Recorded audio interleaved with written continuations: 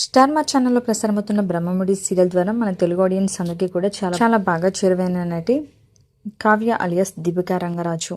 ఈ సీరియల్ ద్వారా ఎంతో మంచి పాపులారిటీని సంపాదించుకుని పలు షోస్లో కూడా యాక్ట్ చేసి మనందరినీ కూడా చాలా బాగా ఎంటర్టైన్ చేస్తుంది. ఇక ఈ సీరియల్ కథ ప్రకారం చూసుకున్నట్లయితే కావ్యతో శ్రీశైలం వెళ్ళినప్పుడు తలకి దెబ్బ తగులుతుంది రాజ్కి. ఆ దెబ్బకి గతం మర్చిపోతాడు.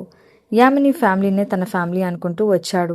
రాజ్ని వెనక నుంచి తల పగలగొట్టాడు యామిని మనిషి. ఆ తర్వాత ఏం జరిగిందో మనకి చూపించలేదు. అప్పుడే గతం గుర్తొచ్చేసిందిలే అనుకుంటే ఇప్పుడు మళ్ళీ తలకి గాయం తగిలింది, కానీ గతం గుర్తు రాలేదు. ఇలా సీరియల్ చాలా ఇంట్రెస్టింగ్గా కొనసాగుతుంది. ఇక రీసెంట్గా కావ్య సోషల్ మీడియా వేదికగా ఒక హ్యాపీ న్యూస్ని షేర్ చేసుకుంది.